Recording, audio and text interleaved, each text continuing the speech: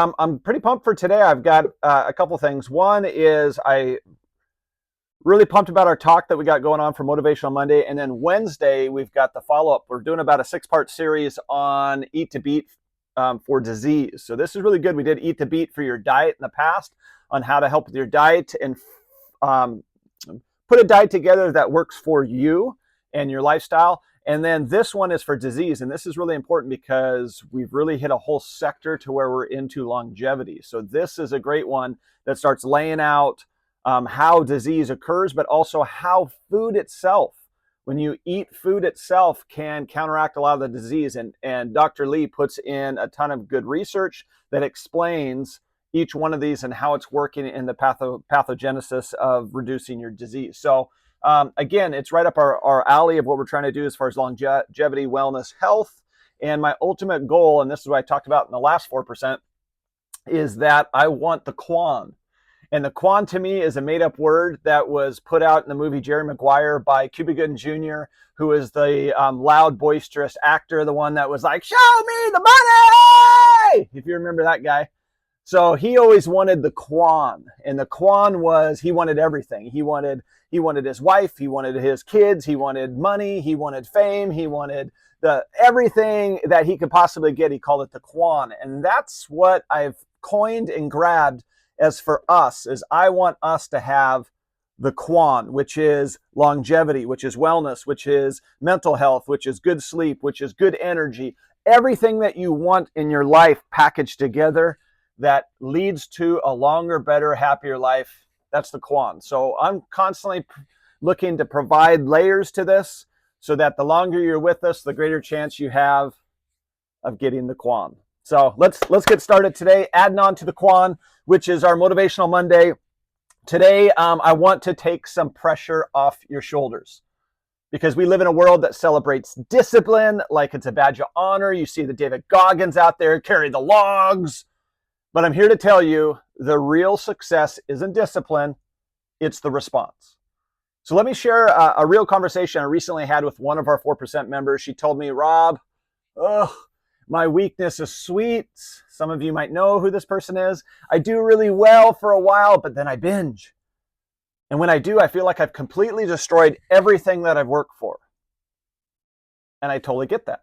We've all been there. You're on track, you're feeling great, you're proud of your progress, and then one moment of indulgence turns to guilt, guilt turns to shame, and shame turns to, "Man, why do I even do this? I'm just giving up." But here's what I told her. That moment, that slip isn't the problem. It's how you respond afterwards that matters most. Because we often think of discipline, it means being perfect. Never missing a workout, never eating sugar, never falling off the plan. But that's not discipline. That's pressure. And pressure eventually breaks people. True discipline isn't the absence of mistakes. It's the ability to recover from those mistakes quickly. When you have a bad day, when you overeat, when you skip the workout, discipline isn't about punishing yourself. It's about realigning yourself. Get back on track sooner. So here's something that most people don't realize. When your body, even your body benefits from a little disruption. And this is what I talked to this person about. A binge meal or an off-plan day, it can actually be useful sometimes. It shocks the system. It forces your metabolism to adapt. It reminds your body that it's not any predictable routine. And that's kind of the problem. When we get on this predictable routine, your metabolism knows how everything is going to go and it gets lazy. So even a binge meal, an off day, a cheat sweet can lead to better long-term gains.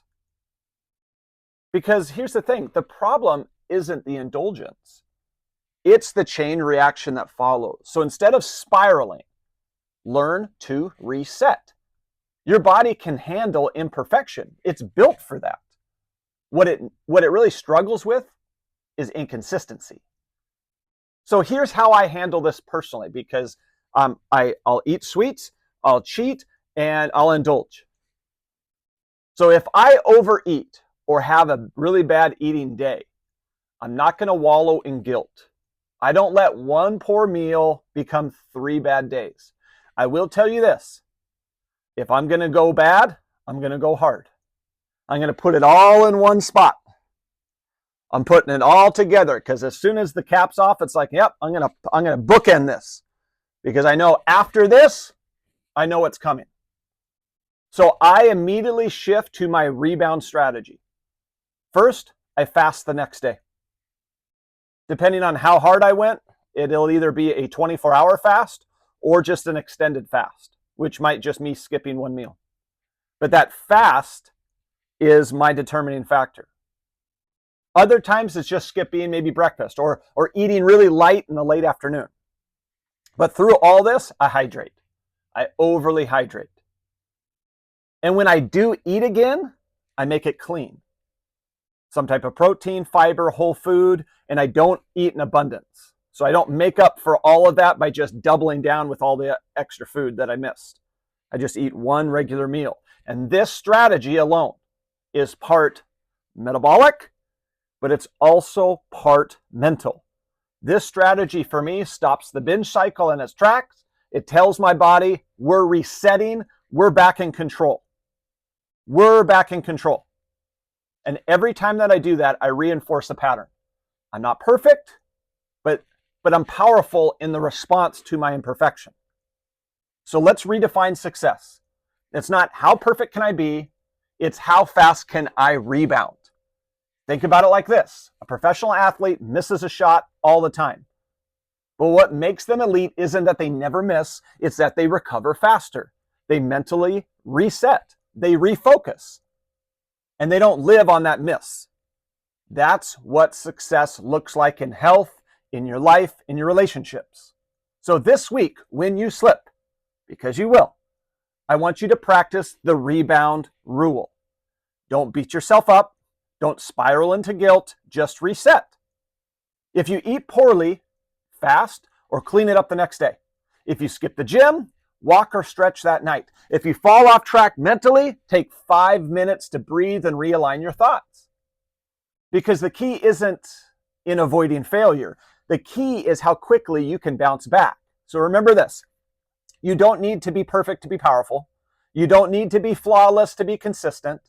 Success doesn't come from rigid discipline. It comes from resilience. So the next time you slip, smile at it. Recognize it. Then get right back to work. Because the faster you rebound, the stronger you become.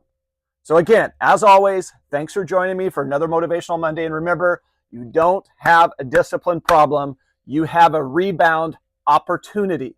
Keep showing up, keep resetting, keep growing. I'll either see you next week on Motivational Monday, in the gym, in the PT clinic, around the world, somewhere I'll see you. Let's get this week going. See you guys.